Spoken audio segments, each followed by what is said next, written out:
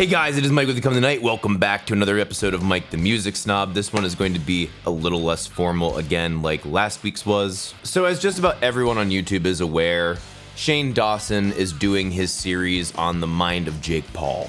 He's trying to determine whether or not Jake Paul is a sociopath and if he has other sociopathic friends on YouTube or acquaintances for that matter. I have found it extremely intriguing, like very, very much so. I am a very regular watcher of YouTube. I probably consume far more YouTube than I should, but this is also my job at the moment. So, I mean, I just find it highly fascinating to see what personality traits and disorders attract people to YouTube.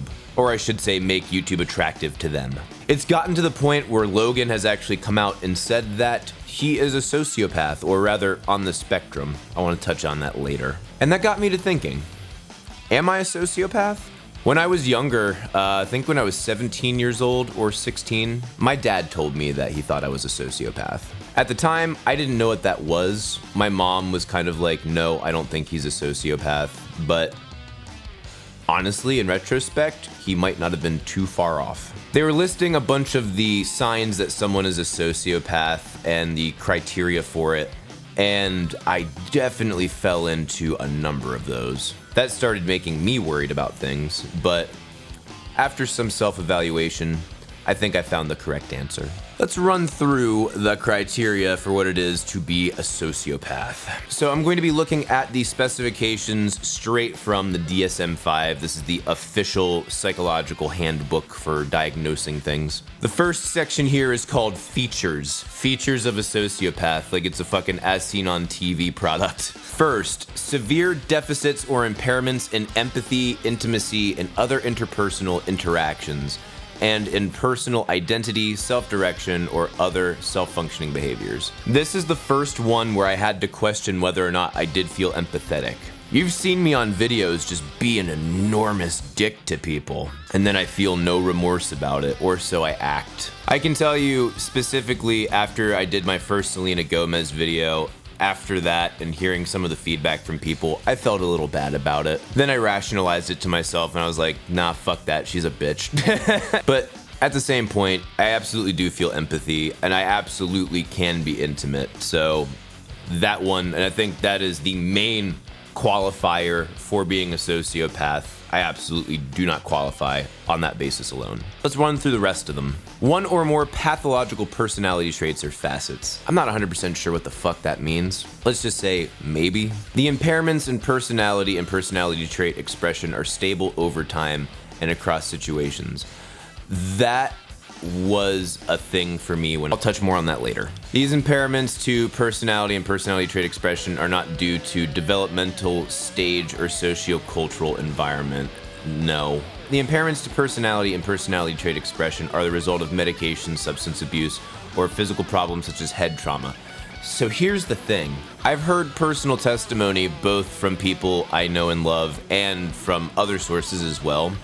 A lot of these psychological drugs that they put people on for depression or for other things actually makes them sociopathic.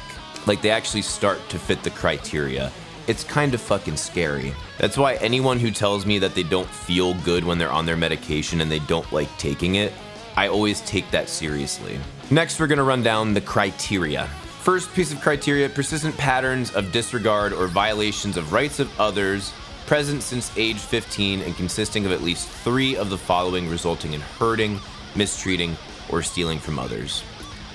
That definitely was a pattern of behavior for me as a teenager. Disrespect and failure to conform to lawful behavior resulting in repeated arrests. Absolutely. There wasn't that much disrespectful behavior going on so much as I just smoked a ton of weed and always was breaking driving laws.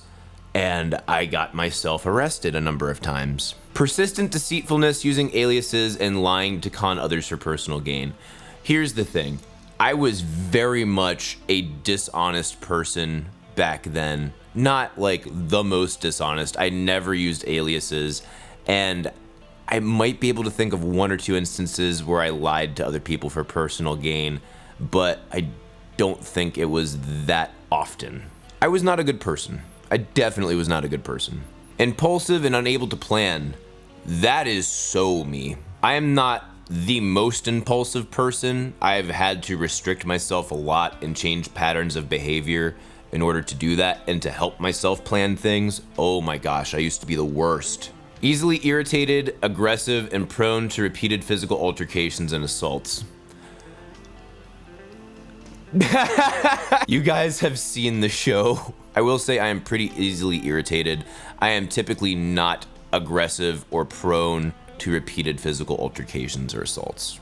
Not usually my thing. I try to stay away from that as much as possible. Reckless, disregarding the safety of others and oneself.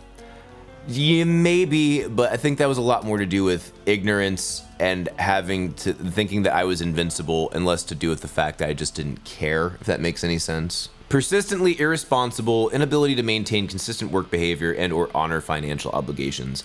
That was me to a fucking T for a while. It took several wake-up calls and a lot of years and years of refining myself in order to get me out of that pattern. Indifferent rationalization without remorse. With the exception of the dumb bitch that is Selena Gomez, no.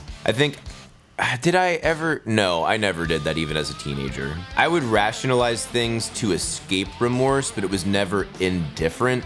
It was always me trying to moralize myself. And I mean, I got out of that, thank God. That's mostly to do with the fact that it's just really hard to admit when you're wrong, especially when you're a prideful prick like me. So am I a sociopath? No. Could I have been a sociopath? Abso-fucking-lutely. There's a huge part of me that wishes that while I was in college, I would have started YouTube then, and if I would have done the same thing then that I'm doing now, which I wouldn't have, but if I had, I could be so much more on top of the fucking game right now. Oh, I'd be dominating. I know if I had even this level of success when I was that age, not to mention the fact that I would most likely have a lot more success, it could have been very possible that I turned into a sociopath. When Logan Paul says that sociopathy or an antisocial personality disorder lies on a spectrum, I 100% agree with that. I believe that I do fall on the spectrum of being prone to it. However, one of the reasons why I think I got away from being a sociopath is because the empathy that I did have was there and I actually helped nurture it. I think had my life gone differently, I could have actually squashed it completely. I think it would be more accurately said that I would be closer to a narcissist than a sociopath. There's a lot of similar features and similar criteria, but not exactly the same. I used to be such a manipulator when I was a kid, and I didn't even know I was doing it. I was such a little prick. And I'm really happy that my folks pointed that out to me when I was younger, because otherwise I could have been an absolutely disgusting human being. Now I'm just semi-disgusting. Having said that, is the character of the music snob himself a sociopath? That's an interesting question. I would need to go back through all of the videos to really see, but offhand, almost. He's either the ultimate narcissist or he might be a sociopath. I'm interested to know what you guys think. Those are my thoughts on whether or not I'm a sociopath. What do you think that the character of the music snob, as you've seen him in all these episodes coming up, I mean, the character is just an exaggerated form of me, remember that. Do you think he is a sociopath? I'm sorry this one's a lot less about music, guys. I just found it highly fascinating because it involves YouTube and it involves me, like me personally, and it kind of fit the channel in that sense to where it worried me. Those are my thoughts. Please let me know your thoughts in the comments below. If you like this video, if you like what I do here, please support me on Patreon. Patreon is the only way I can keep YouTube my job. You can also follow me on Instagram, Twitter, and Facebook at Become the Night. Thank you guys so much for watching. See you in the next video. Rock on!